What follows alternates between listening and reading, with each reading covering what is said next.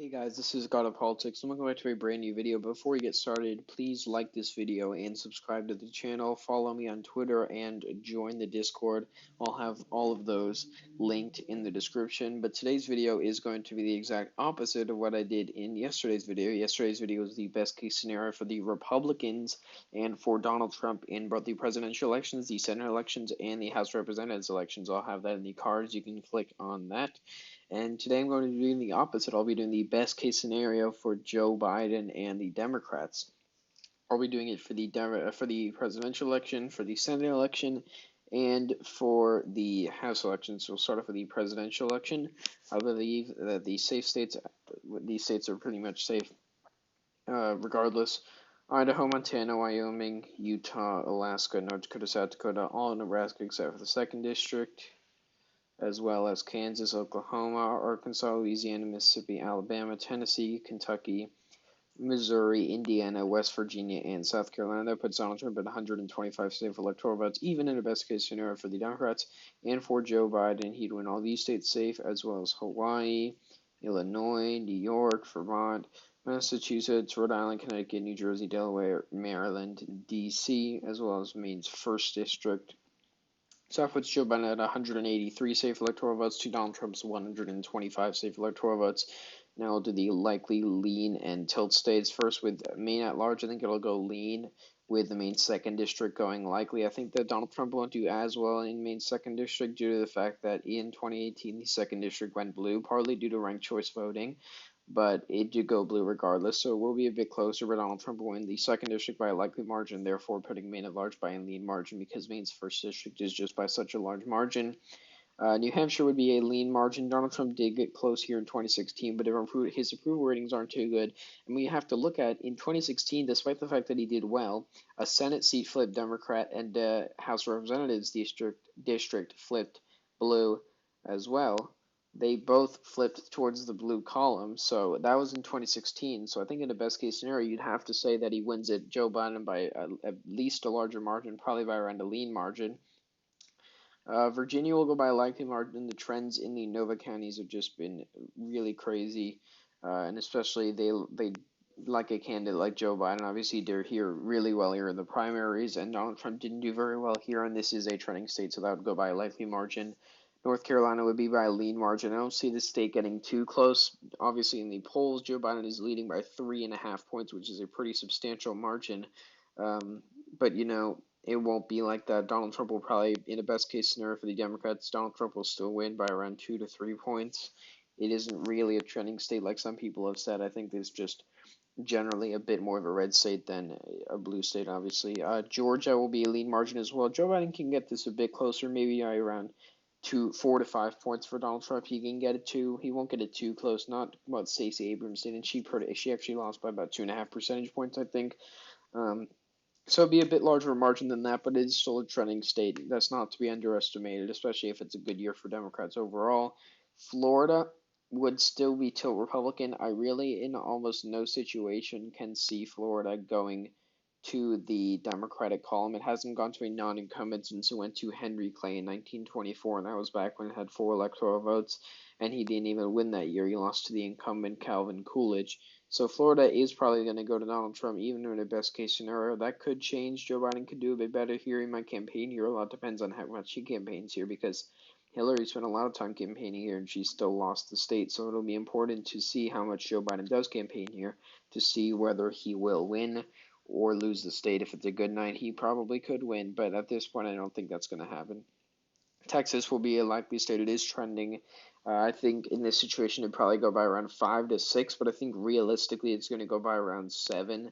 But in a best case scenario, it could go by around 5 to 6, which would still put it in a likely margin because it is still a trending state. People shouldn't underestimate that. It is a changing place.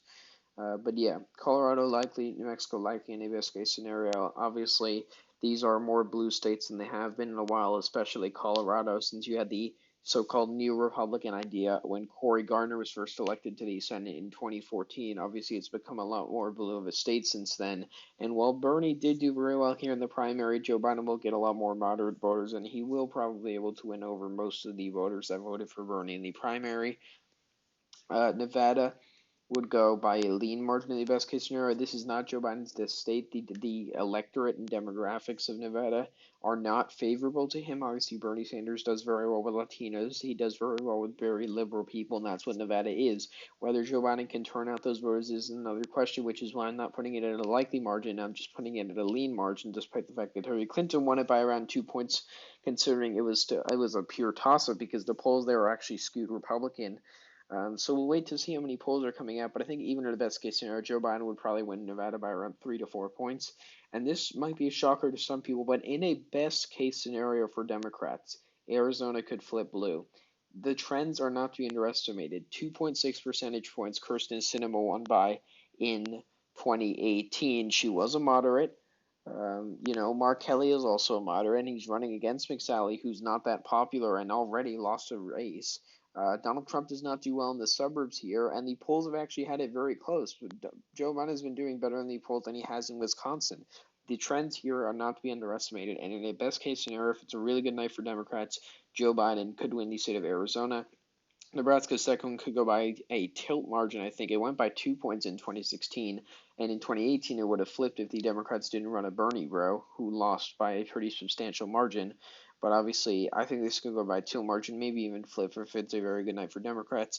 Iowa, likely margin. I don't see this getting too close. It's trended red really quickly, and it trended red a lot.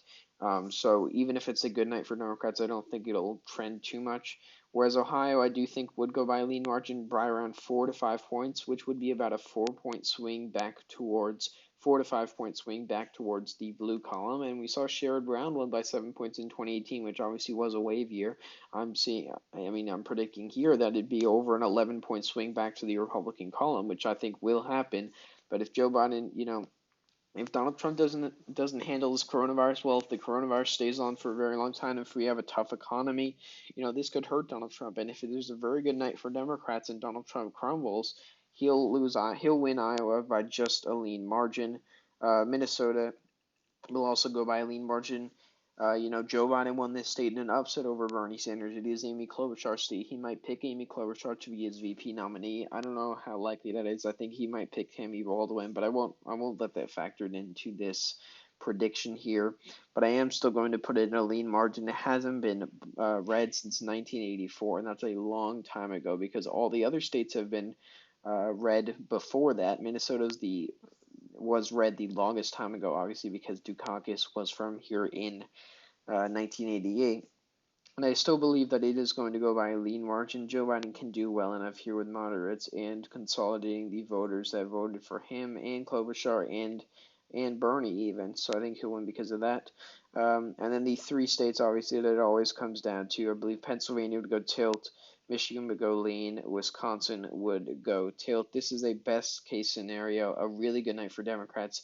They could win all of three of these states. I think Michigan, there is a likely scenario, even if it's not the best night for Democrats, that they could win this, similar to how Indiana did it. Obviously, I don't think Democrats will win Michigan by 10 points like Mitt Romney won Indiana in, but I do think that this state could flip back with everything else staying. But if it is a very good night, Pennsylvania could flip. Joe Biden does do well in the polls here. It is technically his home state. And Wisconsin, while Joe Biden isn't doing as well, he's actually tied here in the polls. The polls have changed a bit. Wisconsin could be a closer state and possibly flip if it's a good night for them. So if it is a good night, Joe Biden, I think, will end up with 289 electoral votes compared to Donald Trump's 249. The only other state I see flipping is Florida. But, if you are Donald Trump, flip Arizona, flip Wisconsin, you've already won. That's the path to victory for you there. And if you're Joe Biden, you could think, I can even win Florida. Then I'm at 318. But I do not think that is going to happen. But I think in a best case scenario, this is what the result would be: 289 votes for electoral votes for Joe Biden and 249 electoral votes for Donald Trump. Going on to the Senate election here, a best case scenario for Democrats: Idaho safe, Wyoming safe, South Dakota safe, Nebraska safe, Alaska safe, as well as Arkansas safe, Louisiana safe, Oklahoma safe, Mississippi safe, Tennessee safe, as well as that is going to be it. So that's 40 safe seats for the Republicans. Then for the Democrats, Oregon safe, New Mexico safe, Illinois, as well as Massachusetts, Rhode Island, New Jersey, Delaware, and Virginia, because they have Mark Warner there, who is very popular as well. Yeah. For West Virginia, the Democrats do have a candidate there, but I'll still put it in the safe margin. So that's 43 safe seats for Democrats and 41 safe seats for Republicans. Now doing the likely lean and tilt state thing, Texas will be a likely margin. John Cornyn, obviously it's a trending state, but John Cornyn is pretty popular. He's been there for a while. He'd win it by a likely margin. Alabama would go by a likely margin. Doug Jones is going to lose big time, even on a really good night for Democrats. Georgia, the open seat, David Perdue is going to win by a likely margin here just because the Democrats won't really have a good candidate here, as well as Kentucky, I'll put as a likely margin. It'd be around 5 points in a best case scenario. Mitch McConnell's not liked, but it is still Kentucky, and national politics are different from state politics, with Andy Beshear winning the state governorship against winning the state governorship. Obviously, that's a bit different from national politics, but against, yeah. Then for the Democrats, New Hampshire could be likely. Republicans don't have that good of a candidate. Colorado could be likely. Cory Gardner could completely implode here, as well as Minnesota. Tina Smith won by 10 points in 2018. She could win by a similar amount if it's a good night for them. South Carolina would be a likely margin. Jamie Harrison could put up a fight, but Lindsey Graham's going to win pretty easily. And that is going to be it. For the lean states, I believe Kansas will be lean. Chris Kobach could be the nominee, and that could spell trouble for them, but he'll still probably win. Again, national politics is different from when he lost the governorship last year. Montana is lean. I don't think Steve Bullock will get it too close, despite the fact that he is a pretty popular governor against a not so popular senator in Steve Daines. Georgia's special election will go by a lean margin, as well as Iowa will go by a lean margin. So that puts the Republicans already at 50.